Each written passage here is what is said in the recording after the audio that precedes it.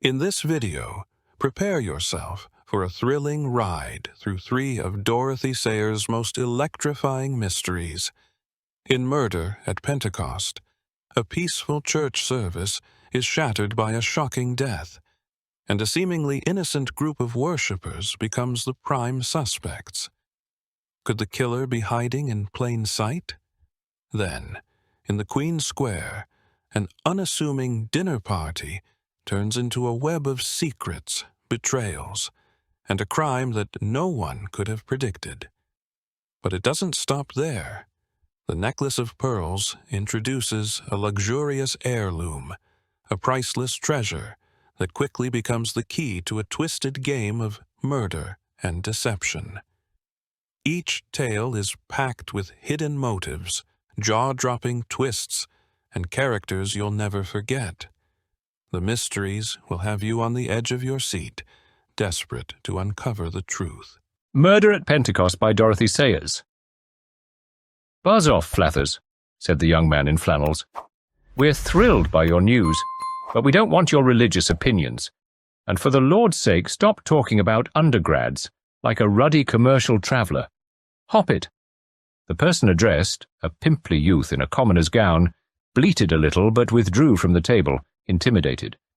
"Appalling little tick," commented the young man in flannels to his companion.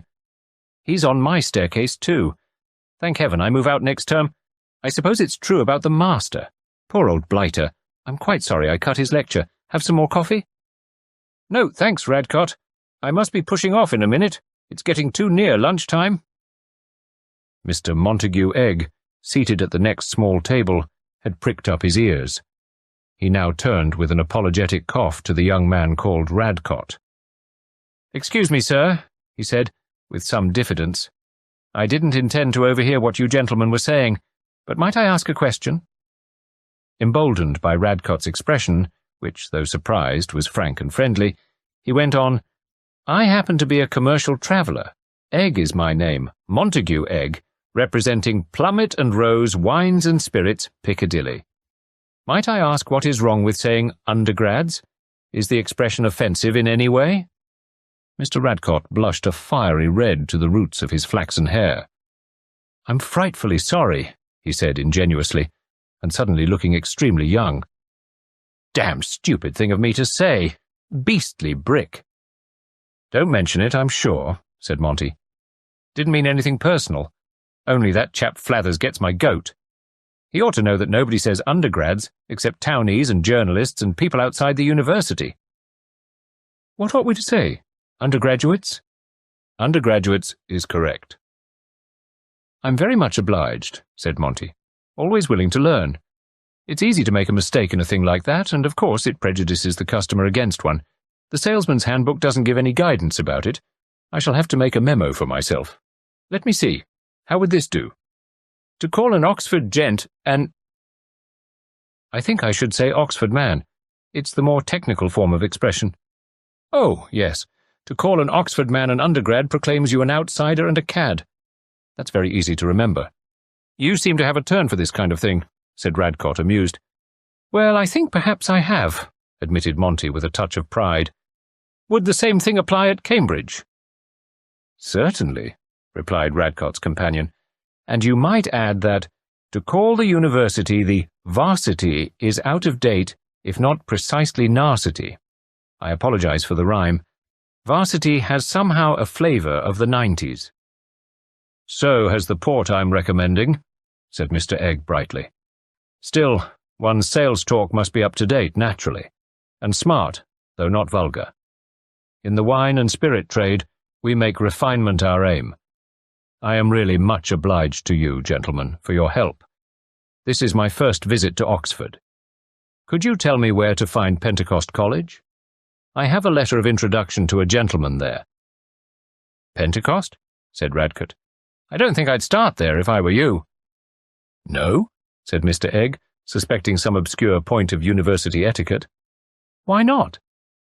"Because," replied Radcott surprisingly, "I understand from the regrettable Flathers that some public benefactor has just murdered the master, and in the circumstances I doubt whether the bursar will be able to give proper attention to the merits of rival vintages."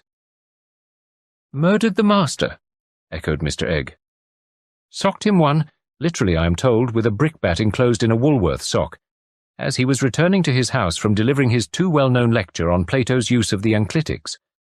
The whole school of litera humanioris will naturally be under suspicion, but personally I believe Flathers did it himself. You may have heard him informing us that judgment overtakes the evildoer, and inviting us to a meeting for prayer and repentance in the South Lecture Room. Such men are dangerous. Was the master of Pentecost an evildoer? He has written several learned works disproving the existence of providence, and I must say that I, in common with the whole Pentecostal community, have always looked on him as one of nature's worst mistakes. Still, to slay him more or less on his own doorstep seems to me to be in poor taste. It will upset the examination candidates, who face their ordeal next week, and it will mean cancelling the commem. Ball. Besides, the police have been called in, and are certain to annoy the senior common room by walking on the grass in the quad. However, what's done can't be undone. Let us pass to a pleasanter subject. I understand that you have some port to dispose of. I, on the other hand, have recently suffered bereavement at the hands of a bunch of rowing hearties who invaded my rooms the other night and poured my last dozen of Cockburn's U4 down their leathery and undiscriminating throttles. If you care to stroll round with me to Pentecost, Mr. Egg, bringing your literature with you, we might be able to do business." Mr. Egg expressed himself as delighted to accept Radcott's invitation, and was soon trotting along the Corn Market at his conductor's athletic heels. At the corner of Broad Street, the second undergraduate left them, while they turned on past Balliol and Trinity, asleep in the June sunshine, and presently reached the main entrance of Pentecost. Just as they did so, a small, elderly man, wearing a light overcoat and carrying an M.A. gown over his arm, came ambling short-sightedly across the street from the direction of the Bodleian Library. A passing car just missed whirling him into eternity as Radcott stretched out a long arm and raked him into safety on the pavement. "Look out, Mr. Temple," said Radcott. "We shall be having you murdered next." "Murdered?" queried Mr. Temple, blinking. "Oh, you refer to the motor car. But I saw it coming. I saw it quite distinctly. Yes. But why next? Has anybody else been murdered?" "Only the master of Pentecost," said Radcott, pinching Mr. Egg's arm. "The master? Dr. Greeby? You don't say so. Murdered? Dear me. Poor Greeby. This will upset my whole day's work." His pale blue eyes shifted, and a curious wavering look came into them. "Justice is slow but sure. Yes. The sword of the Lord and of Gideon. But the blood, that is always so disconcerting, is it not? And yet I washed my hands, you know." He stretched out both hands and looked at them in a puzzled way. "Ah, yes, poor Greeby has paid the price of his sins. Excuse my running away from you. I have urgent business at the police station." "If," said Mr. Radcott, again pinching Monty's arm, "you want to give yourself up for the murder, Mr. Temple, you had better come along with us. The police are bound to be about the place somewhere." "Oh, yes, of course, so they are. Yes. Very thoughtful of you. That will save me a great deal of time, and I have an important chapter to finish. A beautiful day, is it not, Mr. I fear I do not know your name. Or do I? I am growing sadly forgetful." Radcott mentioned his name, and the oddly assorted trio turned together towards the main entrance to the college. The great gate was shut. At the postern stood the porter, and at his side a massive figure in blue who demanded their names. Radcott, having been duly identified by the porter, produced Monty and his credentials. "And this," he went on, "is, of course, Mr. Temple. You know him. He is looking for your superintendent." "Right you are, sir," replied the policeman. "You'll find him in the cloisters. At his old game, I suppose," he added, as the small figure of Mr. Temple shuffled away across the sun-baked expanse of the quad. "Oh, yes," said Radcott. "He was onto it like a shot. Must be quite exciting for the old bird to have a murder so near home. Where was his last?" "Lincoln, sir. Last Tuesday. Young fellow shot his young woman in the cathedral. Mr. Temple was down at the station the next day, just before lunch, explaining that he'd done it because the poor girl was the Scarlet Woman. "Mr. Temple," said Radcott, "has a mission in life. He is the sword of the Lord and of Gideon. Every time a murder is committed in this country, Mr. Temple lays claim to it. It is true that his body can always be shown to have been quietly in bed or at the Bodleian while the dirty work was afoot, but to an idealistic philosopher that need present no difficulty. But what is all this about the master, actually?" "Well, sir, you know that little entry between the cloisters and the master's residence? At 20 minutes past 10 this morning, Dr. Greeby was found lying dead there, with his lecture notes scattered all round him and a brickbat in a woolen sock lying beside his head. He'd been lecturing in a room in the main quadrangle at 9 o'clock, and was, as far as we can tell, the last to leave the lecture room. A party of American ladies and gentlemen passed through the cloisters a little after 10 o'clock, and they have been found, and say there was nobody about there then, so far as they could see. But of course, sir, the murderer might have been hanging about the entry because, naturally, they wouldn't go that way but through Boniface Passage to the inner quad and the chapel. One of the young gentlemen says he saw the master cross the main quad on his way to the cloisters at 10:5, so he'd reached the entry in about 2 minutes after that. The Regius Professor of Morphology came along at 10:20 and found the body, and when the doctor arrived, 5 minutes later, he said Dr. Greeby must have been dead about a quarter of an hour. So that puts it somewhere round about 10:10, you see, sir." "When did these Americans leave the chapel?" "Ah, there you are, sir," replied the constable. He seemed very ready to talk, thought Mr. Egg, and deduced rightly that Mr. Radcott was well and favourably known to the Oxford branch of the force. If that there party had come back through the cloisters, they might have been able to tell us something, but they didn't. They went on through the inner quad into the garden, and the verger didn't leave the chapel, on account of a lady who had just arrived and wanted to look at the carving on the reredos." "And did the lady also come through the cloisters?" "She did, sir, and she's the person we want to find, because it seems as though she must have passed through the cloisters very close to the time of the murder. She came into the chapel just on 10:15 because the verger recollected of the clock chiming a few minutes after she came in and her mentioning how sweet the notes was. You see the lady come in, didn't you, Mr. Dabbs?" "I saw a lady," replied the porter, "but then I see a lot of ladies one way and another. This one came across from the Bodleian round about 10 o'clock. Elderly lady she was, dressed kind of old-fashioned, with her skirts round her heels, and one of them hats like a rook's nest, and a bit of elastic round the back. Looked like she might be a female don, leastways the way female dons used to look. And she had the twitches, you know, jerked her head a bit. You get hundreds like 'em. They goes to sit in the cloisters and listen to the fountain and the little birds.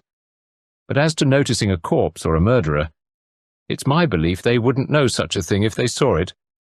I didn't see the lady again, so she must have gone out through the garden." "Very likely," said Radcott. "May Mr. Egg and I go in through the cloisters, officer? Because it's the only way to my rooms, unless we go round by St. Scholastica's gate."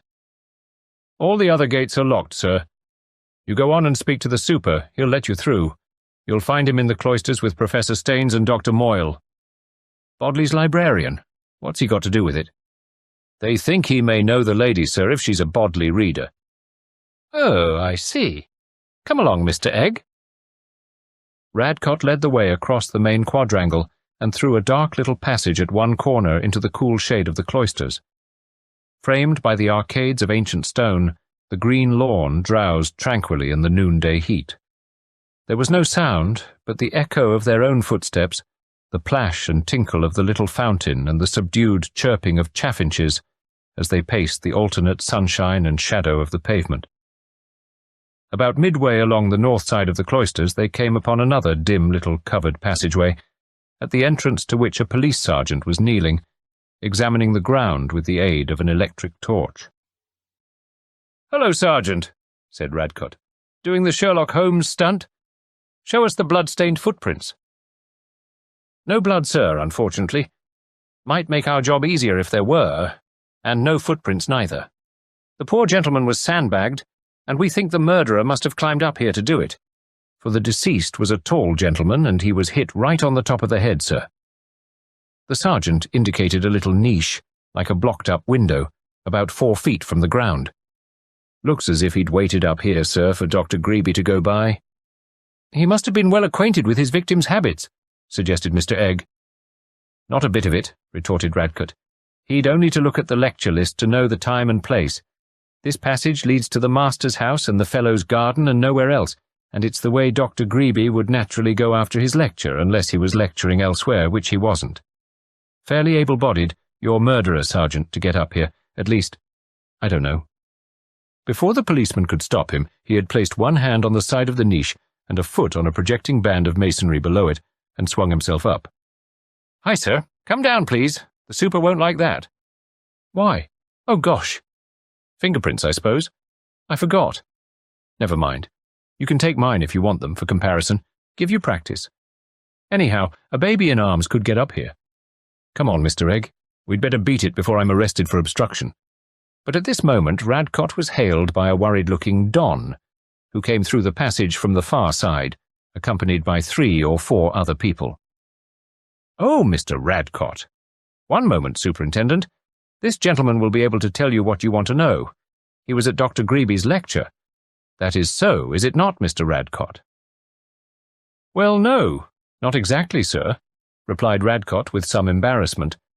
"I should have been, but by a regrettable accident I that is to say, I was on the river, sir, and didn't get back in time." "Very vexatious," said Professor Staines, while the superintendent merely observed, "Any witness to your being on the river, sir?" "None," replied Radcott. "I was alone in a canoe up a backwater, earnestly studying Aristotle, but I really didn't murder the master. His lectures were, if I may say so, dull, but not to that point exasperating." "That is a very impudent observation, Mr. Radcott," said the professor severely, "and in execrable taste." The superintendent, murmuring something about routine, took down in a notebook the alleged times of Mr. Radcott's departure and return, and then said, "I don't think I need detain any of you gentlemen further. If we want to see you again, Mr. Temple, we will let you know." "Certainly, certainly. I shall just have a sandwich at the cafe and return to the Bodleian. As for the lady, I can only repeat that she sat at my table from about 9:30 till just before 10, and returned again at 10:30. Very restless and disturbing. I do wish, Dr. Moyle, that some arrangement could be made to give me that table to myself, or that I could be given a place apart in the library. Ladies are always restless and disturbing. She was still there when I left, but I very much hope she has now gone for good. You are sure you don't want to lock me up now? I am quite at your service." "Not just yet, sir. You will hear from us presently." "Thank you, thank you. I should like to finish my chapter. For the present, then, I will wish you good day." The little bent figure wandered away, and the superintendent touched his head significantly. "Poor gentleman. Quite harmless, of course. I needn't ask you, Dr. Moyle, where he was at the time?" "Oh, he was in his usual corner of Duke Humphrey's library. He admits it, you see, when he is asked. In any case, I know definitely that he was there this morning, because he took out a Phi book, and of course had to apply personally to me for it. He asked for it at 9:30 and returned it at 12:15. As regards the lady, I think I have seen her before. One of the older school of learned ladies, I fancy. If she is an outside reader, I must have her name and address somewhere, but she may, of course, be a member of the university. I fear I could not undertake to know them all by sight, but I will inquire. It is, in fact, quite possible that she is still in the library, and, if not, Franklin may know when she went and who she is. I will look into the matter immediately.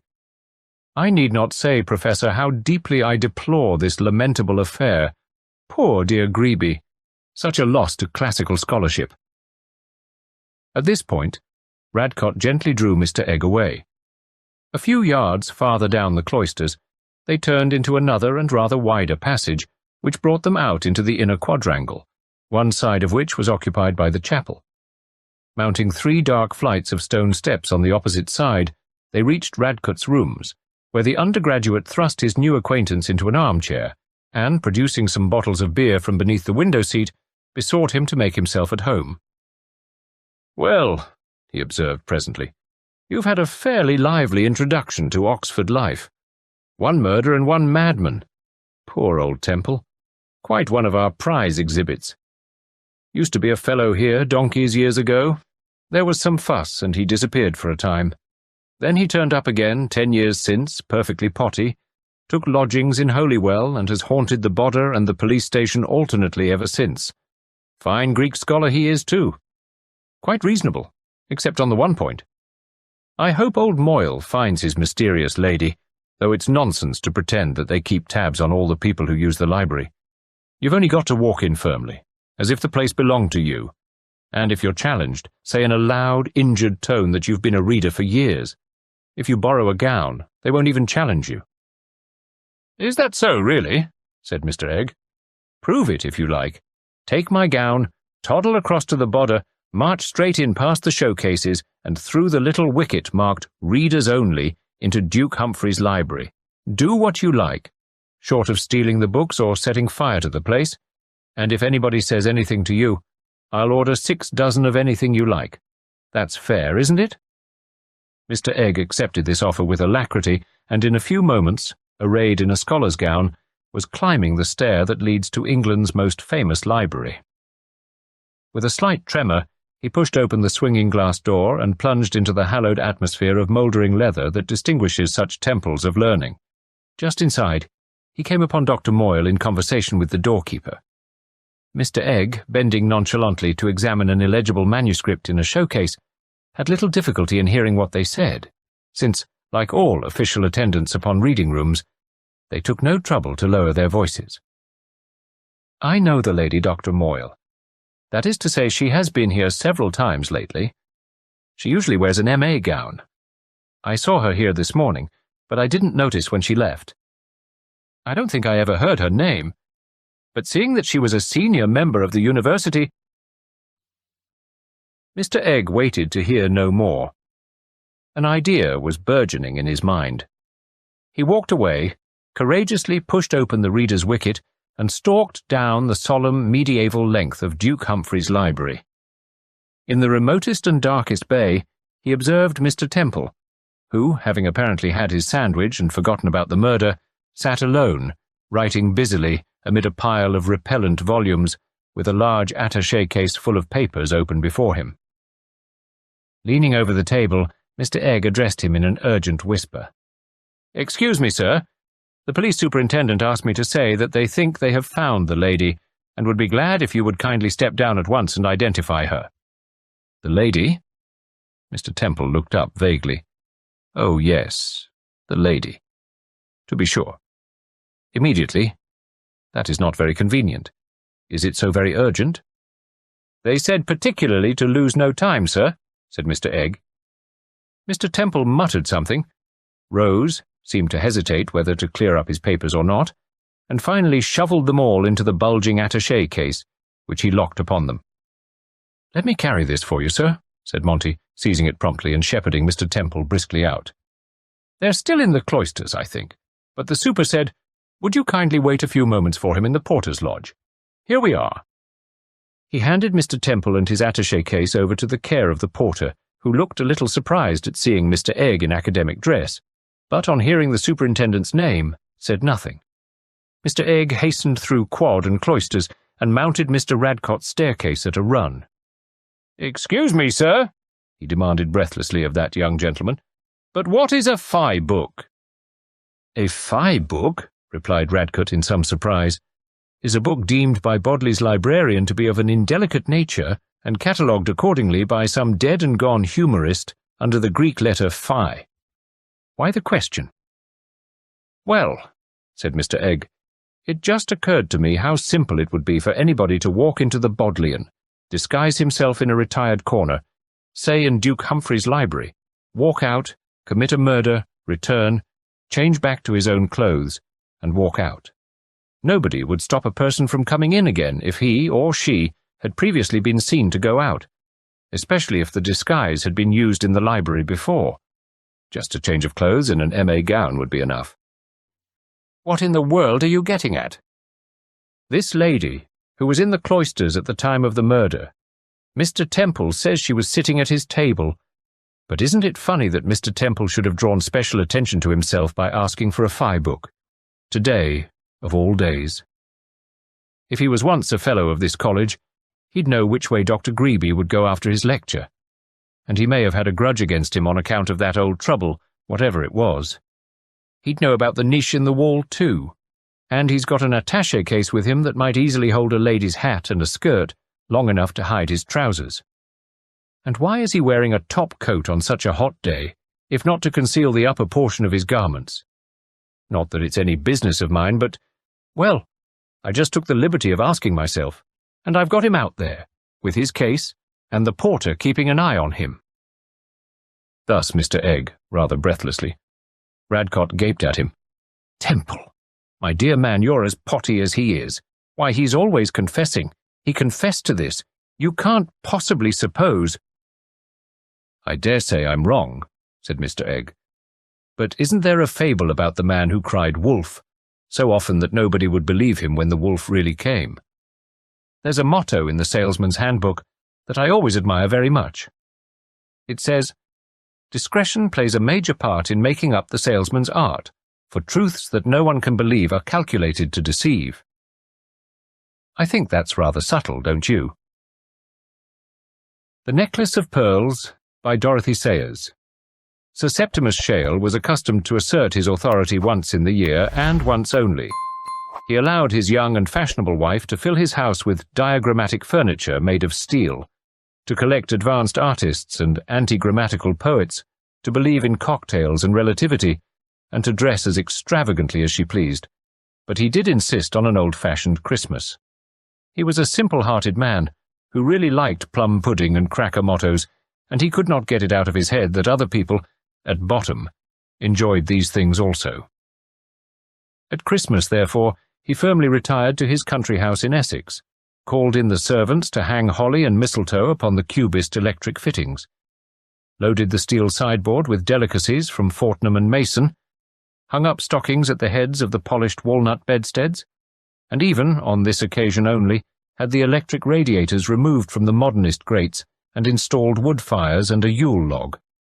He then gathered his family and friends about him, filled them with as much Dickensian good fare as he could persuade them to swallow, and, after their Christmas dinner, set them down to play charades and clumps and animal, vegetable, and mineral in the drawing-room, concluding these diversions by hide-and-seek in the dark all over the house.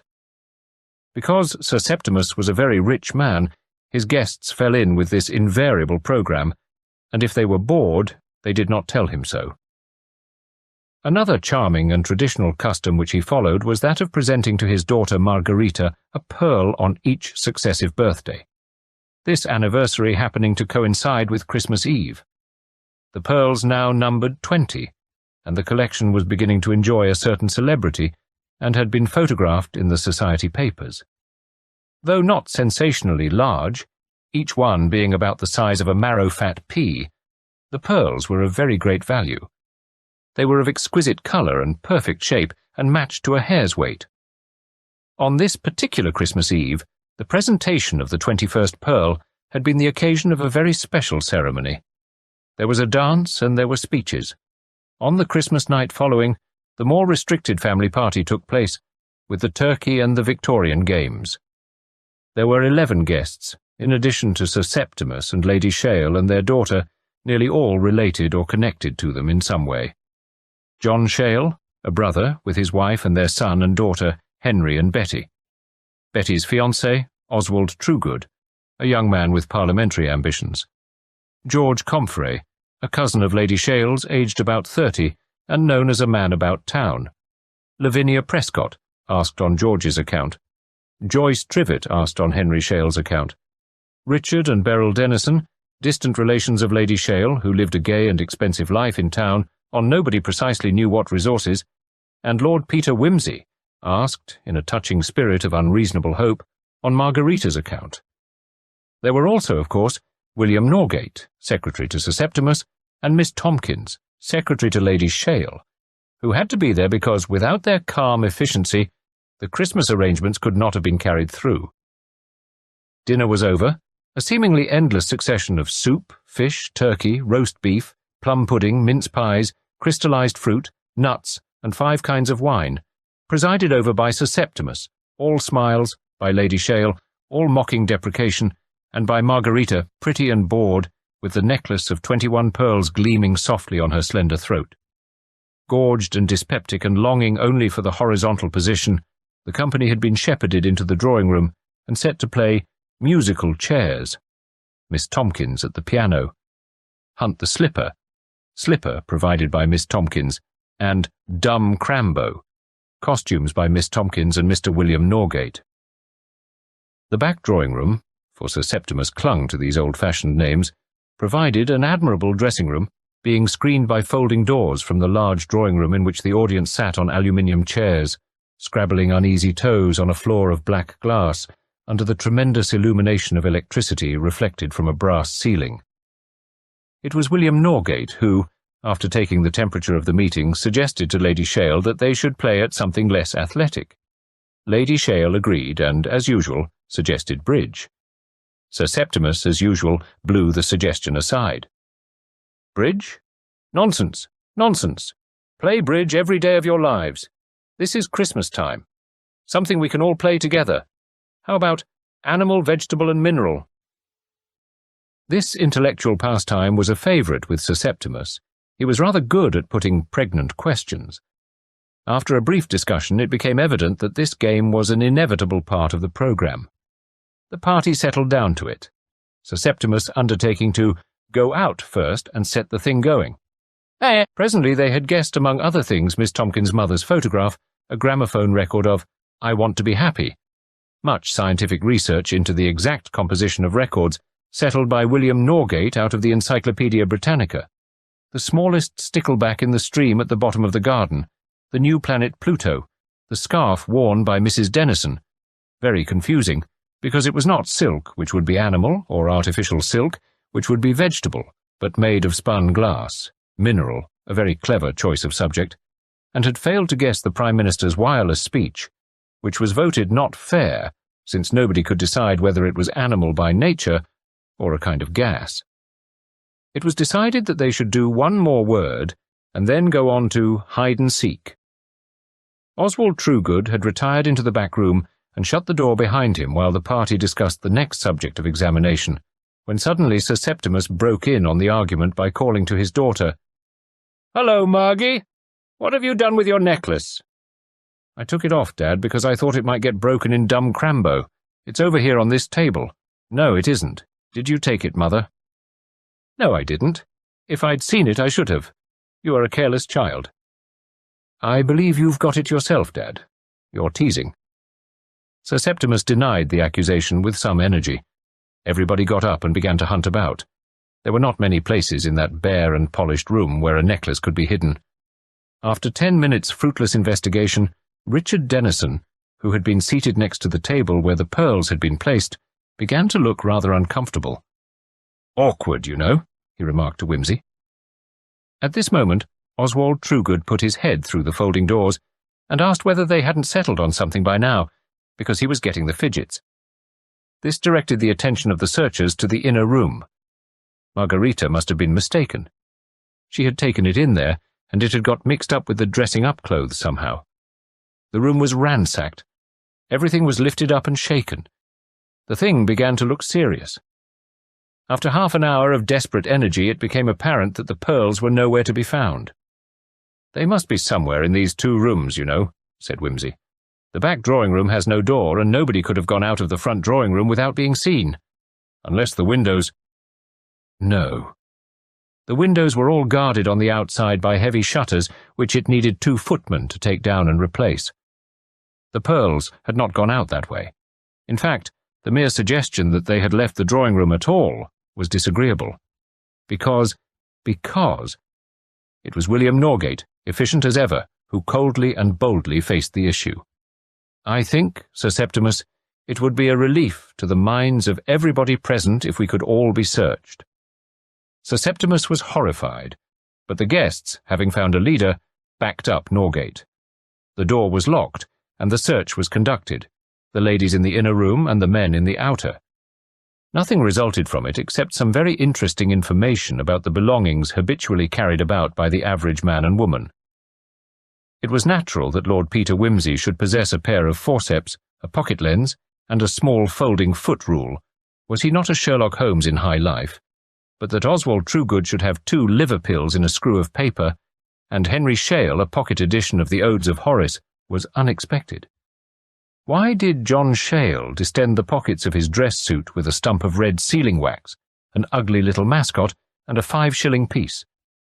George Comfrey had a pair of folding scissors and 3 wrapped lumps of sugar, of the sort served in restaurants and dining cars, evidence of a not uncommon form of kleptomania, but that the tidy and exact Norgate should burden himself with a reel of white cotton, 3 separate lengths of string and 12 safety pins on a card seemed really remarkable, till one remembered that he had superintended all the Christmas decorations.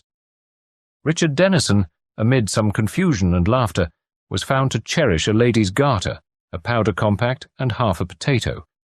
The last named, he said, was a prophylactic against rheumatism, to which he was subject, while the other objects belonged to his wife. On the ladies' side, the more striking exhibits were a little book on palmistry, 3 invisible hairpins, and a baby's photograph, Miss Tompkins. A Chinese trick cigarette case with a secret compartment, Beryl Dennison, a very private letter, and an outfit for mending stocking ladders, Lavinia Prescott, and a pair of eyebrow tweezers and a small packet of white powder, said to be for headaches, Betty Shale. An agitating moment followed the production from Joyce Trivett's handbag of a small string of pearls, but it was promptly remembered that these had come out of one of the crackers at dinner-time, and they were, in fact, synthetic. In short, the search was unproductive of anything beyond a general shamefacedness and the discomfort always produced by undressing and redressing in a hurry at the wrong time of the day. It was then that somebody, very grudgingly and haltingly, mentioned the horrid word, police. Sir Septimus, naturally, was appalled by the idea. It was disgusting. He would not allow it. The pearls must be somewhere. They must search the rooms again. Could not Lord Peter Wimsey, with his experience of, mysterious happenings, do something to assist them? "Eh?" said his lordship. "Oh, by Jove, yes, by all means, certainly. That is to say, provided nobody supposes— Eh? What? I mean to say, you don't know that I'm not a suspicious character, do you, what?" Lady Shale interposed with authority. "We don't think anybody ought to be suspected," she said. "But if we did, we'd know it couldn't be you. You know far too much about crimes to want to commit one." "All right," said Wimsey. "But after the way the place has been gone over—" He shrugged his shoulders. "Yes, I'm afraid you won't be able to find any footprints," said Margarita. "But we may have overlooked something." Wimsey nodded. "I'll try. Do you all mind sitting down on your chairs in the outer room and staying there, all except one of you? I'd better have a witness to anything I do or find. Sir Septimus, you'd be the best person, I think." He shepherded them to their places and began a slow circuit of the 2 rooms, exploring every surface, gazing up to the polished brazen ceiling, and crawling on hands and knees in the approved fashion across the black and shining desert of the floors. Sir Septimus followed, staring when Wimsey stared, bending with his hands upon his knees when Wimsey crawled, and puffing at intervals with astonishment and chagrin. Their progress rather resembled that of a man taking out a very inquisitive puppy for a very leisurely constitutional. Fortunately, Lady Shale's taste in furnishing made investigation easier. There were scarcely any nooks or corners where anything could be concealed. They reached the inner drawing-room, and here the dressing-up clothes were again minutely examined, but without result. Finally, Wimsey lay down flat on his stomach to squint under a steel cabinet, which was one of the very few pieces of furniture which possessed short legs. Something about it seemed to catch his attention. He rolled up his sleeve and plunged his arm into the cavity, kicked convulsively in the effort to reach farther than was humanly possible, pulled out from his pocket and extended his folding foot rule, fished with it under the cabinet, and eventually succeeded in extracting what he sought. It was a very minute object, in fact, a pin. Not an ordinary pin, but one resembling those used by entomologists to impale extremely small moths on the setting board. It was about 3/4 of an inch in length, as fine as a very fine needle, with a sharp point and a particularly small head. "Bless my soul," said Sir Septimus. "What's that?" "Does anybody here happen to collect moths or beetles or anything?" asked Whimsy, squatting on his haunches and examining the pin. "I'm pretty sure they don't," replied Sir Septimus. "I'll ask them." "Don't do that." Whimsy bent his head and stared at the floor, from which his own face stared meditatively back at him. "I see," said Whimsy presently. "That's how it was done. All right, Sir Septimus, I know where the pearls are, but I don't know who took them. Perhaps it would be as well, for everybody's satisfaction, just to find out. In the meantime, they are perfectly safe. Don't tell anyone that we've found this pin or that we've discovered anything. Send all these people to bed. Lock the drawing-room door and keep the key, and we'll get our man or woman by breakfast time." "God bless my soul," said Sir Septimus, very much puzzled. Lord Peter Wimsey kept careful watch that night upon the drawing-room door.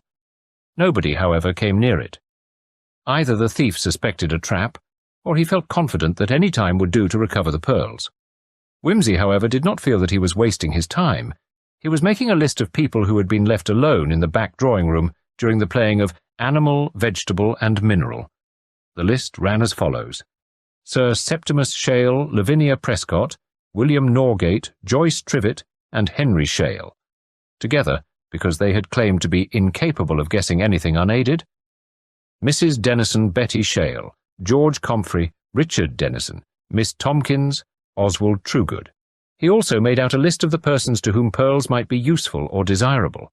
Unfortunately, this list agreed in almost all respects with the first, always excepting Sir Septimus, and so was not very helpful.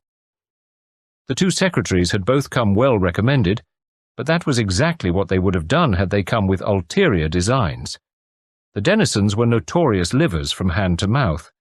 Betty Shale carried mysterious white powders in her handbag, and was known to be in with a rather rapid set in town. Henry was a harmless dilettante, but Joyce Trivett could twist him round her little finger, and was what Jane Austen liked to call expensive and dissipated. Comfrey speculated. Oswald Trugood was rather frequently present at Epsom and Newmarket. The search for motives was only too fatally easy. When the second housemaid and the under-footman appeared in the passage with household implements, Wimsey abandoned his vigil, but he was down early to breakfast. Sir Septimus, with his wife and daughter, were down before him, and a certain air of tension made itself felt. Wimsey, standing on the hearth before the fire, made conversation about the weather and politics. The party assembled gradually, but as though by common consent, nothing was said about pearls until after breakfast, when Oswald Trugood took the bull by the horns. "Well now," said he, "how's the detective getting along? Got your man, Wimsey?" "Not yet," said Wimsey easily. Sir Septimus, looking at Wimsey as though for his cue, cleared his throat and dashed into speech. "All very tiresome," he said. "All very unpleasant. Nothing for it but the police, I'm afraid. Just at Christmas, too. Spoilt the party. Can't stand seeing all this stuff about the place." He waved his hand towards the festoons of evergreens and coloured paper that adorned the walls. "Take it all down, eh? What?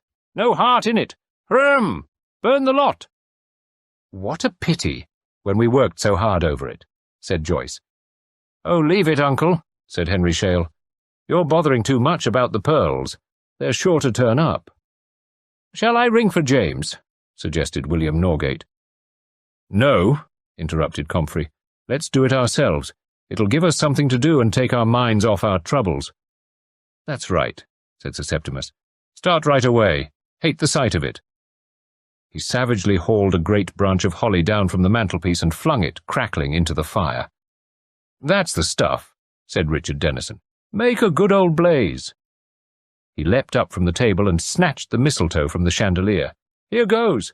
One more kiss for somebody before it's too late." "Isn't it unlucky to take it down before the New Year?" suggested Miss Tomkins.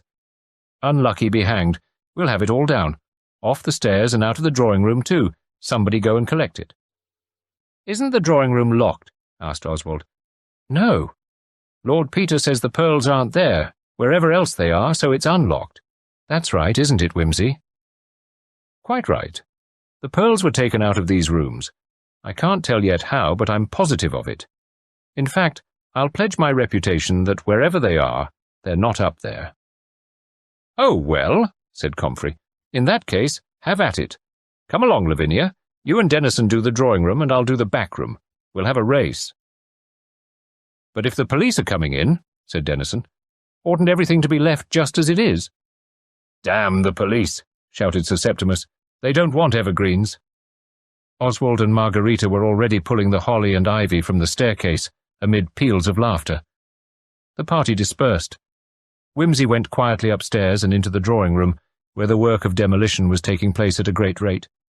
George, having bet the other two 10 shillings to a tanner that they would not finish their part of the job before he finished his. "You mustn't help," said Lavinia, laughing to Whimsy. "It wouldn't be fair." Whimsy said nothing, but waited till the room was clear. Then he followed them down again to the hall, where the fire was sending up a great roaring and spluttering, suggestive of Guy Fawkes' night. He whispered to Sir Septimus, who went forward and touched George Comfrey on the shoulder. "Lord Peter wants to say something to you, my boy," he said. Comfrey started and went with him a little reluctantly, as it seemed. He was not looking very well. "Mr. Comfrey," said Whimsy, "I fancy these are some of your property." He held out the palm of his hand, in which rested 22 fine, small-headed pins. "Ingenious," said Whimsy. "But something less ingenious would have served his turn better. It was very unlucky, Sir Septimus, that you should have mentioned the pearls when you did. Of course, he hoped that the loss wouldn't be discovered till we'd chucked guessing games and taken to hide-and-seek. Then the pearls might have been anywhere in the house. We shouldn't have locked the drawing-room door, and he could have recovered them at his leisure. He had had this possibility in his mind when he came here, obviously, and that was why he brought the pins. And Miss Shales taking off the necklace to play Dumb Crambo gave him his opportunity. He had spent Christmas here before, and knew perfectly well that animal, vegetable, and mineral would form part of the entertainment. He had only to gather up the necklace from the table when it came to his turn to retire, and he knew he could count on at least 5 minutes by himself, while we were all arguing about the choice of a word. He had only to snip the pearls from the string with his pocket scissors, burn the string in the grate, and fasten the pearls to the mistletoe with the fine pins. The mistletoe was hung on the chandelier, pretty high. It's a lofty room. But he could easily reach it by standing on the glass table, which wouldn't show footmarks, and it was almost certain that nobody would think of examining the mistletoe for extra berries. I shouldn't have thought of it myself if I hadn't found that pin which he had dropped. That gave me the idea that the pearls had been separated and the rest was easy. I took the pearls off the mistletoe last night. The clasp was there too, pinned among the holly leaves. Here they are. Comfrey must have got a nasty shock this morning. I knew he was our man when he suggested that the guests should tackle the decorations themselves and that he should do the back drawing-room. But I wish I had seen his face when he came to the mistletoe and found the pearls gone. "And you worked it all out when you found the pin?" said Sir Septimus. "Yes, I knew then where the pearls had gone to." "But you never even looked at the mistletoe." I saw it reflected in the black glass floor, and it struck me then how much the mistletoe berries looked like pearls. The Queen's Square by Dorothy Sayers. "You Jack-o'-Dimmons, you Jack-o'-Dimmons," said Mark Sambourne, shaking a reproachful head. "I know you of old." He rummaged beneath the white satin of his costume, panelled with gigantic oblongs, and spotted to represent a set of dominoes. "Hang this fancy rig! Where the blazes has the fellow put my pockets? You rob my pocket, yes, you robber my pocket, you rob my pocket of silver and go-ho-hold. How much do you make it?" He extracted a fountain pen and a cheque-book. 5.17.6, said Lord Peter Whimsy. "That's right, isn't it, partner?" His huge blue and scarlet sleeves rustled as he turned to Lady Hermione Creethorpe, who, in her Queen of Clubs costume, looked a very redoubtable virgin, as indeed she was. "Quite right," said the old lady, "and I consider that very cheap." "We haven't been playing long," said Whimsy apologetically. Plan of the ballroom: A. Stair to dressing room and gallery. B. Stair to gallery. C. Stair to musicians' gallery only. D. settee where Joan Carstairs sat, E, settee where Jim Playfair sat, F, where Waits stood, G, where Ephraim Dodd sat, H, guests, Sir Roger, J, servants, Sir Roger, XX, hanging lanterns, O, arcading. "It would have been more, Auntie," observed Mrs. Rayburn, "if you hadn't been greedy. You shouldn't have doubled those 4 spades of mine." Lady Hermione snorted, and Wimsey hastily cut in. "It's a pity we've got to stop, but Deverell will never forgive us if we're not there to dance, Sir Roger. He feels strongly about it. What's the time? 1:20. Sir Roger is timed to start sharp at 1/2. I suppose we'd better tootle back to the ballroom." "I suppose we had," agreed Mrs. Rayburn. She stood up, displaying her dress, boldly patterned with the red and black points of a backgammon board. "It's very good of you," she added, as Lady Hermione's voluminous skirt swept through the hall ahead of them, "to chuck your dancing to give Auntie her bridge. She does so hate to miss it." "Not at all," replied Wimsey. "It's a pleasure, and in any case I was jolly glad of a rest. These costumes are dashed hot for dancing in." "You make a splendid Jack of Diamonds, though. Such a good idea of Lady Deverell's to make everybody come as a game. It cuts out all those wearisome Pierrots and Columbines." They skirted the southwest angle of the ballroom and emerged into the south corridor, lit by a great hanging lantern in 4 lurid colours. Under the arcading they paused and stood watching the floor, where Sir Charles Deverell's guests were foxtrotting to a lively tune discoursed by the band in the musicians' gallery at the far end. "Hullo, Giles," added Mrs. Rayburn. "You look hot." "I am hot," said Giles Pomfret. "I wish to goodness I hadn't been so clever about this infernal costume. It's a beautiful billiard table, but I can't sit down in it." He mopped his heated brow, crowned with an elegant green lampshade. "The only rest I can get is to hitch my behind on a radiator, and as they're all in full blast, it's not very cooling. Thank goodness I can always make these damned sandwich boards an excuse to get out of dancing." He propped himself against the nearest column, looking martyred. "Nina Hartford comes off best," said Mrs. Rayburn. "Water polo, so sensible. Just a bathing dress and a ball, though I must say it would look better on a less restoration figure. You playing cards are much the prettiest, and I think the chess pieces run you close. There goes Gerda Bellingham, dancing with her husband. Isn't she too marvellous in that red wig? And the bustle and everything. My dear, so attractive. I'm glad they didn't make themselves too Lewis Carroll. Charmian Grayle is the sweetest White Queen. Where is she, by the way?"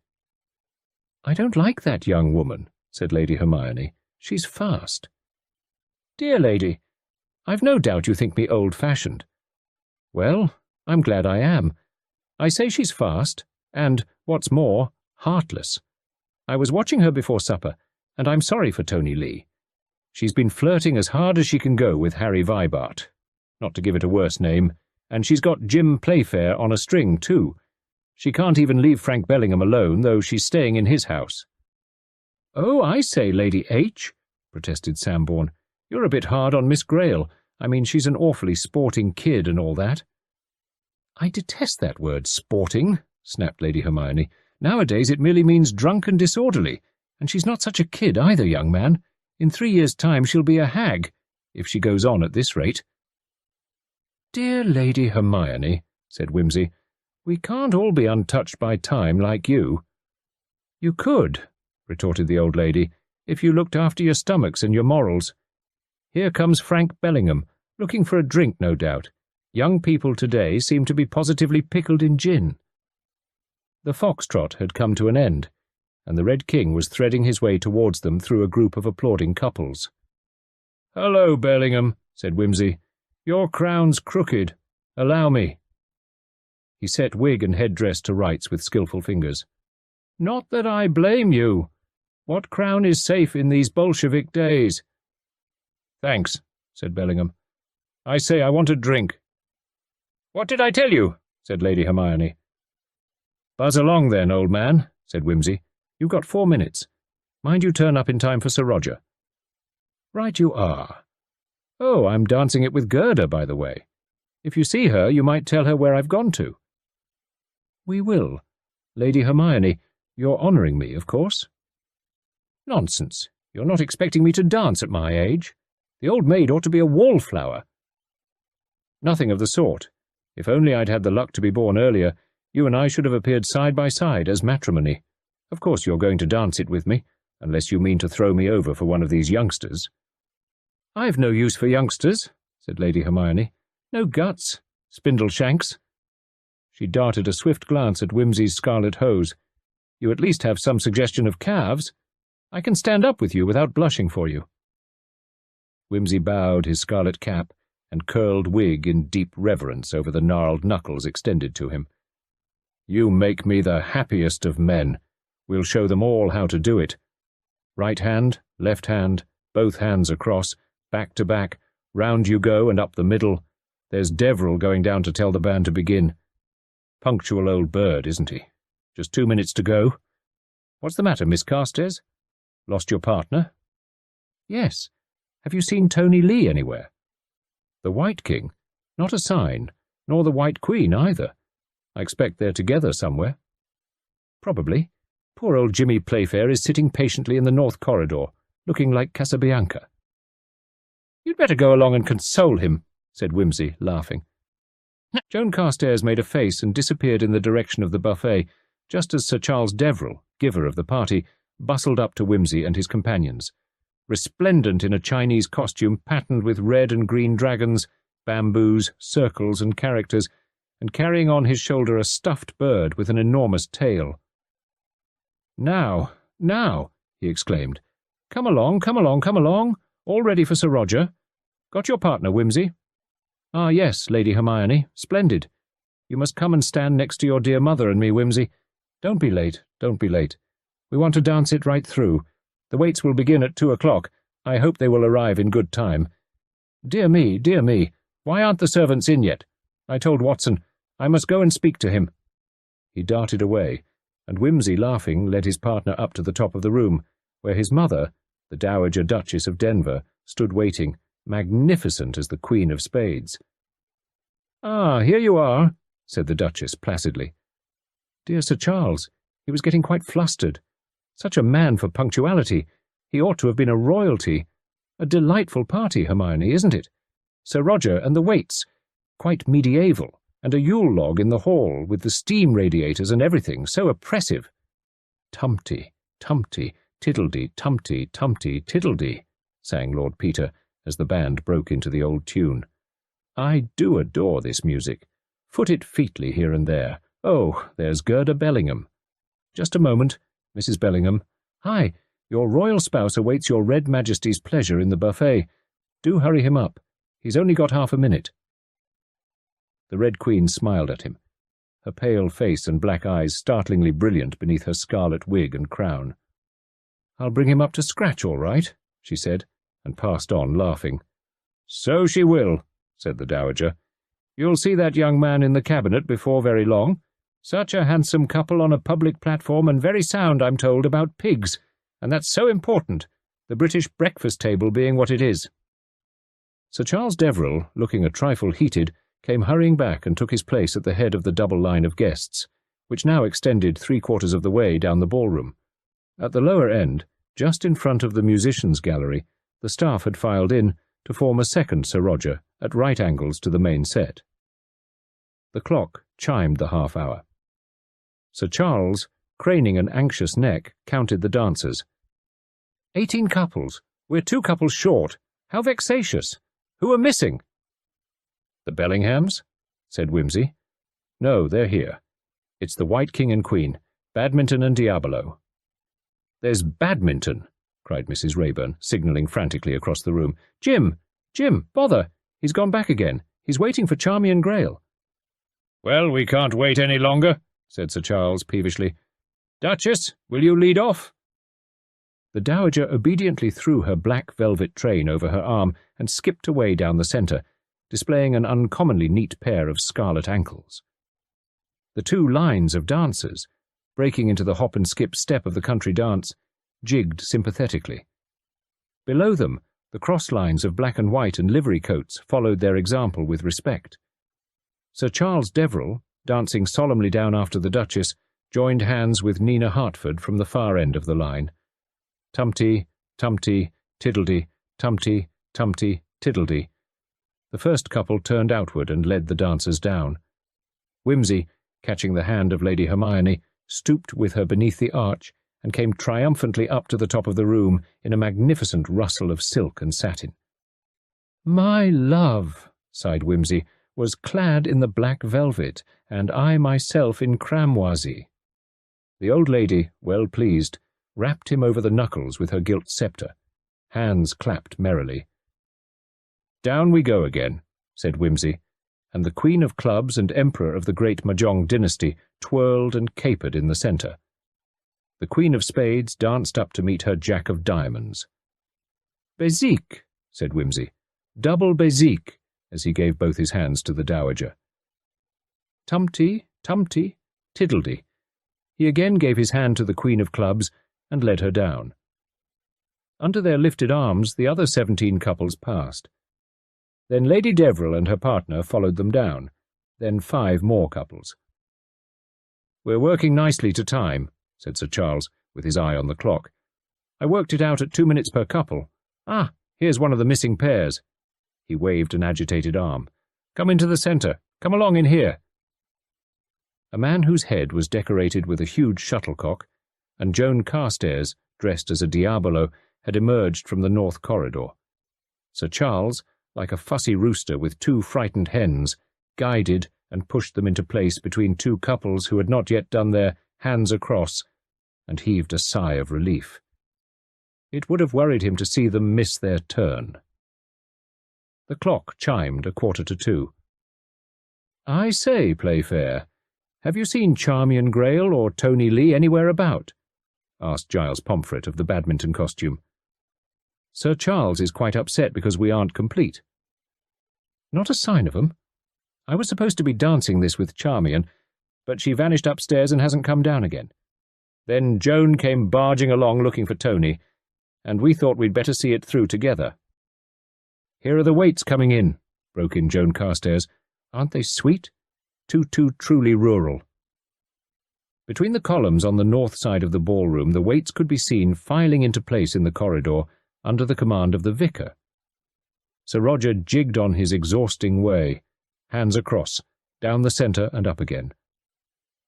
Giles Pomfret, groaning, scrambled in his sandwich boards beneath the lengthening arch of hands for the 15th time. Tumty, tiddledy. The 19th couple wove their way through the dance. Once again, Sir Charles and the Dowager Duchess, both as fresh as paint, stood at the top of the room. The clapping was loudly renewed, the orchestra fell silent. The guests broke up into groups.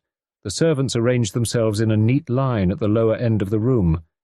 The clock struck 2, and the vicar, receiving a signal from Sir Charles, held his tuning fork to his ear and gave forth a sonorous A. The waits burst shrilly into the opening bars of "Good King Wenceslas." It was just as the night was growing darker and the wind blowing stronger that a figure came thrusting its way through the ranks of the singers and hurried across to where Sir Charles stood. Tony Lee, with his face as white as his costume. Charmian. In the tapestry room. Dead. Strangled. Superintendent Johnson sat in the library, taking down the evidence of the haggard revellers who were ushered in upon him one by one. First, Tony Lee, his haunted eyes like dark hollows in a mask of grey paper. "Miss Grayle had promised to dance with me the last dance before Sir Roger. It was a foxtrot. I waited for her in the passage under the musicians' gallery. She never came. I did not search for her. I did not see her dancing with anyone else. When the dance was nearly over, I went out into the garden, by way of the service door under the musicians' stair. I stayed in the garden till Sir Roger de Coverley was over." "Was anybody with you, sir?" "No, nobody." "You stayed alone in the garden from—" "Yes, from 1:20 to past 2 o'clock. Rather disagreeable, was it not, sir, with the snow on the ground?" The superintendent glanced keenly from Tony's stained and sodden white shoes to his strained face. "I didn't notice. The room was hot. I wanted air. I saw the waits arrive at about 1:40. I dare say they saw me. I came in a little after 2 o'clock. "By the service door again, sir?" "No. By the garden door on the other side of the house. at the end of the passage which runs along beside the tapestry room. I heard singing going on in the ballroom and saw 2 men sitting in the little recess at the foot of the staircase on the left-hand side of the passage. I think one of them was the gardener. I went into the tapestry room." "With any particular purpose in mind, sir?" "No, except that I wasn't keen on rejoining the party. I wanted to be quiet." He paused. The superintendent said nothing. "Then I went into the tapestry room. The light was out. I switched it on and saw Miss Grayle. She was lying close against the radiator. I thought she had fainted. I went over to her and found she was dead. I only waited long enough to be sure, and then I went into the ballroom and gave the alarm." "Thank you, sir. Now, may I ask, what were your relations with Miss Grayle?" I admired her very much." "Engaged to her, sir?" "No, not exactly." "No quarrel, misunderstanding? Anything of that sort?" "Oh, no." Superintendent Johnson looked at him again, and again said nothing, but his experienced mind informed him, "He's lying." Aloud he only thanked and dismissed Tony. The White King stumbled drearily out, and the Red King took his place. "Miss Grayle," said Frank Bellingham, "is a friend of my wife and myself. She was staying at our house. Mr. Lee is also our guest. We all came in one party. I believe there was some kind of understanding between Miss Grayle and Mr. Lee. No actual engagement. She was a very bright, lively, popular girl. I have known her for about 6 years, and my wife has known her since our marriage. I know of no one who could have borne a grudge against Miss Grayle. I danced with her the last dance but 2. It was a waltz. After that came a foxtrot and then Sir Roger. She left me at the end of the waltz. I think she said she was going upstairs to tidy. I think she went out by the door at the upper end of the ballroom. I never saw her again. The ladies' dressing room is on the 2nd floor, next door to the picture gallery. You reach it by the staircase that goes up from the garden passage. You have to pass the door of the tapestry room to get there. The only other way to the dressing room is by the stair at the east end of the ballroom, which goes up to the picture gallery. You would then have to pass through the picture gallery to get to the dressing room. I know the house well. My wife and I have often stayed here." Next came Lady Hermione, whose evidence delivered at great length amounted to this. Charmian Grayle was a minx, and no loss to anybody. I am not surprised that someone has strangled her. Women like that ought to be strangled. I would cheerfully have strangled her myself. She has been making Tony Lee's life a burden to him for the last 6 weeks. I saw her flirting with Mr. Vibart tonight on purpose to make Mr. Lee jealous. She made eyes at Mr. Bellingham and Mr. Playfair. She made eyes at everybody. I should think at least 6 people had very good reason to wish her dead. Mr. Vibart, who arrived dressed in a gaudy polo costume and still ludicrously clutching a hobby horse, said that he had danced several times that evening with Miss Grayle. She was a damn sporting girl, rattling good fun. Well, a bit hot, perhaps, but dash it all, the poor kid was dead. He might have kissed her once or twice, perhaps, but no harm in that. Well, perhaps poor old Lee did take it a bit hard. Miss Grayle liked pulling Tony's leg. He himself had liked Miss Grayle, and was dashed cut up about the whole beastly business. Mrs. Bellingham confirmed her husband's evidence. Miss Grayle had been their guest, and they were all on the very best of terms. She felt sure that Mr. Lee and Miss Grayle had been very fond of one another. She had not seen Miss Grayle during the last 3 dances, but had attached no importance to that. If she had thought about it at all, she would have supposed Miss Grayle was sitting out with somebody. She herself had not been up to the dressing-room since about midnight, and had not seen Miss Grayle go upstairs. She had first missed Miss Grayle when they all stood up for Sir Roger. Mrs. Rayburn mentioned that she had seen Miss Carstairs in the ballroom looking for Mr. Lee, just as Sir Charles Deverell went down to speak to the band. Miss Carstairs had then mentioned that Mr. Playfair was in the north corridor, waiting for Miss Grayle. She could say for certain that the time was then 1:08. She had seen Mr. Playfair himself at 1:30. He had looked in from the corridor and gone out again. The whole party had then been standing up together, except Miss Grayle, Miss Carstairs, Mr. Lee, and Mr. Playfair. She knew that, because Sir Charles had counted the couples. Then came Jim Playfair, with a most valuable piece of evidence. Miss Grayle was engaged to me for Sir Roger de Coverley. I went to wait for her in the north corridor as soon as the previous dance was over. That was at 1:25. I sat on the settee in the eastern half of the corridor. I saw Sir Charles go down to speak to the band. Almost immediately afterwards, I saw Miss Grayle come out of the passage under the musicians' gallery and go up the stairs at the end of the corridor. I called out, "Hurry up! They're just going to begin!" I do not think she heard me. She did not reply. I am quite sure I saw her. The staircase has open banisters. There is no light in that corner except from the swinging lantern in the corridor, but that is very powerful. I could not be mistaken in the costume. I waited for Miss Grayle till the dance was half over, then I gave it up and joined forces with Miss Carstairs, who had also mislaid her partner. The maid in attendance on the dressing-room was next examined. She and the gardener were the only two servants who had not danced Sir Roger. She had not quitted the dressing-room at any time since supper, except that she might have gone as far as the door. Miss Grayle had certainly not entered the dressing-room during the last hour of the dance.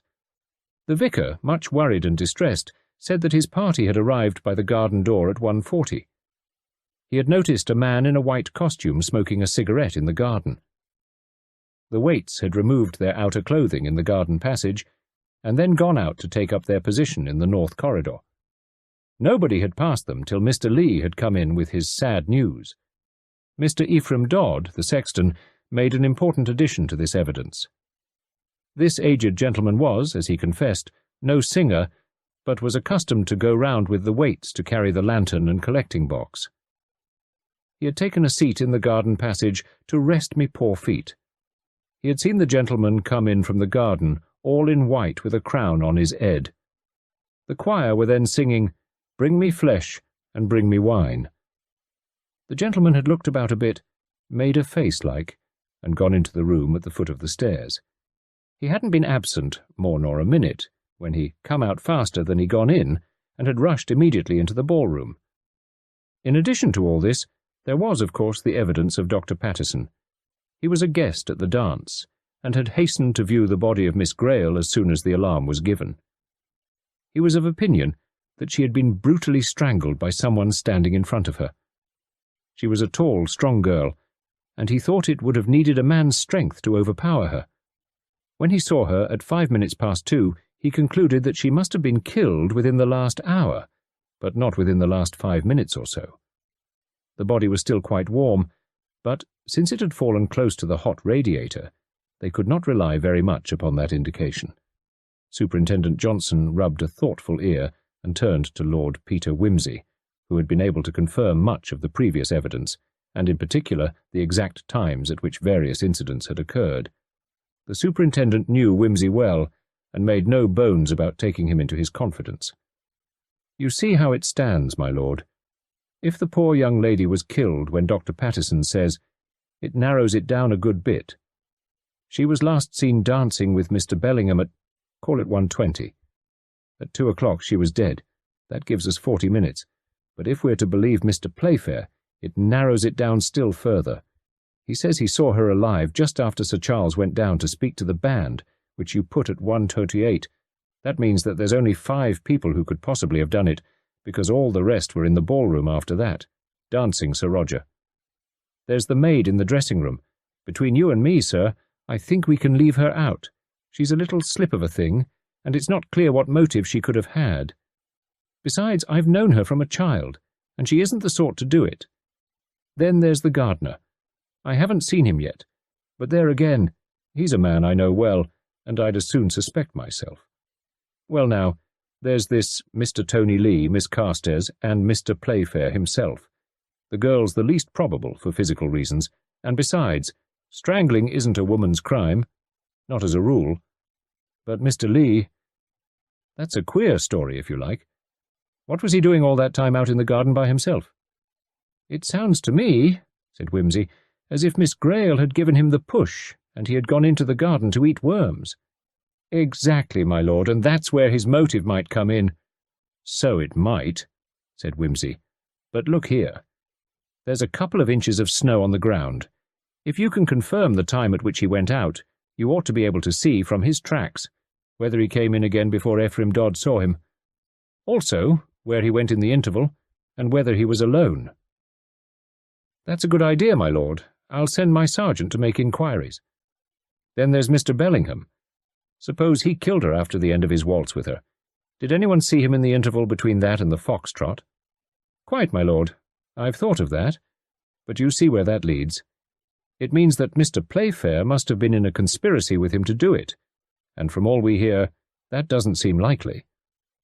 No more it does. In fact, I happen to know that Mr. Bellingham and Mr. Playfair were not on the best of terms. You can wash that out. I think so, my lord. And that brings us to Mr. Playfair. It's him we're relying on for the time. We haven't found anyone who saw Miss Grayle during the dance before his. That was the foxtrot. What was to prevent him doing it then? Wait a bit. What does he say himself? Says he danced the foxtrot with the Duchess of Denver. The superintendent's face fell, and he hunted through his notes again. She confirms that, says she was with him during the interval and danced the whole dance with him. Well, my lord, I suppose we can take her Grace's word for it. I think you can, said Whimsy, smiling. I've known my mother practically since my birth, and have always found her very reliable. Yes, my lord. Well, that brings us to the end of the foxtrot. After that, Miss Carstairs saw Mr. Playfair waiting in the north corridor. She says she noticed him several times during the interval and spoke to him, and Mrs. Rayburn saw him there at 1:30 or thereabouts. Then at 1:45 he and Miss Carstairs came and joined the company. Now, is there anyone who can check all these points? That's the next thing we've got to see to.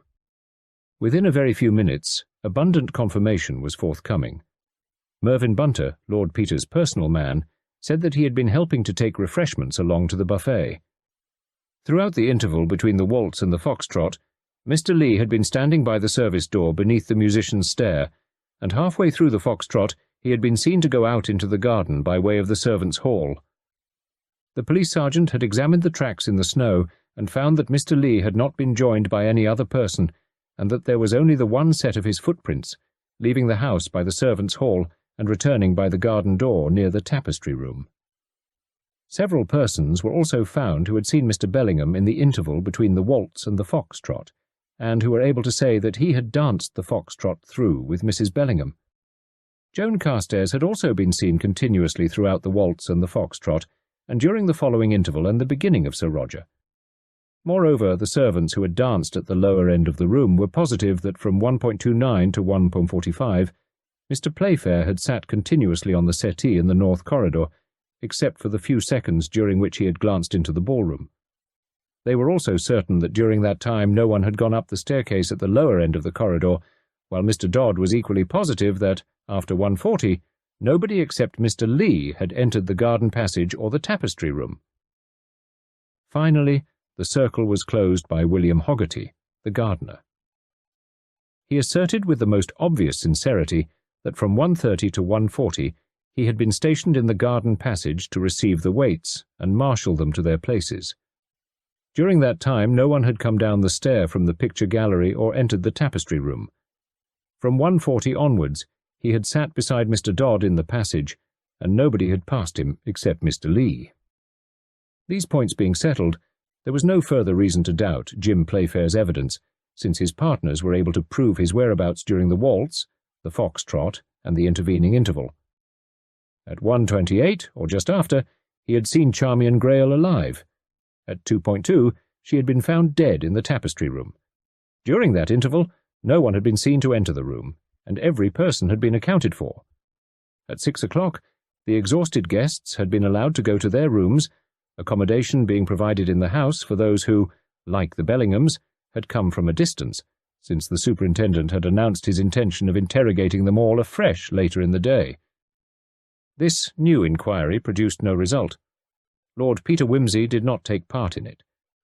He and Bunter, who was an expert photographer, occupied themselves in photographing the ballroom and adjacent rooms and corridors from every imaginable point of view, for, as Lord Peter said, you never know what may turn out to be relevant. Late in the afternoon, they retired together to the cellar, where with dishes, chemicals, and safe light hastily procured from the local chemist, they proceeded to develop the plates. "That's the lot, my lord," observed Bunter at length, sloshing the final plate in the water and tipping it into the hypo. You can switch the light on now, my lord. Whimsy did so, blinking in the sudden white glare. A very hefty bit of work, said he. Hello! What's that plateful of blood you've got there? That's the red backing they put on these plates, my lord, to obviate halation. You may have observed me washing it off before inserting the plate in the developing dish. Halation, my lord, is a phenomenon. Whimsy was not attending. But why didn't I notice it before? He demanded. That stuff looked to me exactly like clear water. So it would, my lord, in the red safe light. The appearance of whiteness is produced, added Bunter sententiously, by the reflection of all the available light.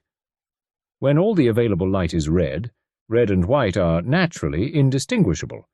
Similarly, in a green light. Good God, said Whimsy. Wait a moment, Bunter, I must think this out. Here, damn those plates, let them be. I want you upstairs. He led the way at a canter to the ballroom, dark now, with the windows in the south corridor already curtained, and only the dimness of the December evening filtering through the high windows of the clerestory above the arcading.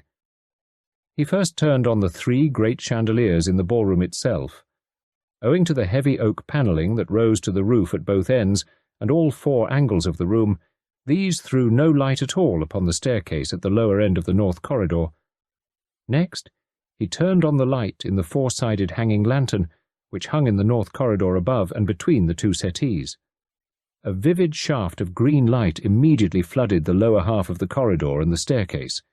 The upper half was bathed in strong amber, while the remaining sides of the lantern showed red towards the ballroom and blue towards the corridor wall. Whimsy shook his head. Not much room for error there. Unless, I know. Run, Bunter, and ask Miss Carstairs and Mr. Playfair to come here a moment. While Bunter was gone, Whimsy borrowed a step-ladder from the kitchen and carefully examined the fixing of the lantern. It was a temporary affair, the lantern being supported by a hook screwed into a beam and lit by means of a flex run from the socket of a permanent fixture at a little distance. Now, you two, said Whimsy when the 2 guests arrived, I want to make a little experiment. Will you sit down on this settee, Playfair, as you did last night? And you, Miss Carstairs, I picked you out to help because you're wearing a white dress. Will you go up the stairs at the end of the corridor as Miss Grayle did last night? I want to know whether it looks the same to Playfair as it did then. Bar all the other people, of course. He watched them as they carried out this manoeuvre. Jim Playfair looked puzzled. It doesn't seem quite the same, somehow. I don't know what the difference is, but there is a difference. Joan, returning, agreed with him. I was sitting on that other settee part of the time, she said, and it looks different to me. I think it's darker. Lighter, said Jim. Good, said Whimsy. That's what I wanted you to say. Now, Bunter, swing that lantern through a quarter turn to the left. The moment this was done, Joan gave a little cry. That's it, the blue light. I remember thinking how frosty-faced those poor waits looked as they came in. And you, Playfair? That's right, said Jim, satisfied. The light was red last night. I remember thinking how warm and cosy it looked. Whimsy laughed. We're on to it, Bunter. What's the chessboard rule? The Queen stands on a square of her own colour. Find the maid who looked after the dressing-room and ask her whether Mrs. Bellingham was there last night between the Foxtrot and Sir Roger. In 5 minutes, Bunter was back with his report. The maid says, my lord, that Mrs. Bellingham did not come into the dressing-room at that time, but she saw her come out of the picture gallery and run downstairs towards the tapestry room just as the band struck up Sir Roger. And that, said Whimsy, was at 1:29. Mrs. Bellingham, said Jim. But you said you saw her yourself in the ballroom before 1:30. She couldn't have had time to commit the murder. No, she couldn't, said Whimsy. But Charmian Grayle was dead long before that. It was the Red Queen, not the White, you saw upon the staircase. Find out why Mrs. Bellingham lied about her movements, and then we shall know the truth. A very sad affair, my lord, said Superintendent Johnson some hours later. Mr. Bellingham came across with it like a gentleman as soon as we told him we had evidence against his wife. It appears that Miss Grayle knew certain facts about him which would have been very damaging to his political career. She'd been getting money out of him for years. Earlier in the evening she surprised him by making fresh demands. During the last waltz they had together, they went into the tapestry room and a quarrel took place. He lost his temper and laid hands on her. He says he never meant to hurt her seriously, but she started to scream and he took hold of her throat to silence her and, sort of accidentally, throttled her. When he found what he'd done, he left her there and came away, feeling, as he says, all of a daze. He had the next dance with his wife. He told her what had happened, and then discovered that he'd left the little sceptre affair he was carrying in the room with the body. Mrs. Bellingham, she's a brave woman, undertook to fetch it back. She slipped through the dark passage under the musicians' gallery, which was empty, and up the stair to the picture gallery. She did not hear Mr. Playfair speak to her. She ran through the gallery and down the other stair, secured the sceptre, and hid it under her own dress. Later she heard from Mr. Playfair about what he saw, and realized that in the red light he had mistaken her for the White Queen. In the early hours of this morning she slipped downstairs and managed to get the lantern shifted round. Of course, she's an accessory after the fact, but she's the kind of wife a man would like to have. I hope they let her off light. "Amen," said Lord Peter Wimsey.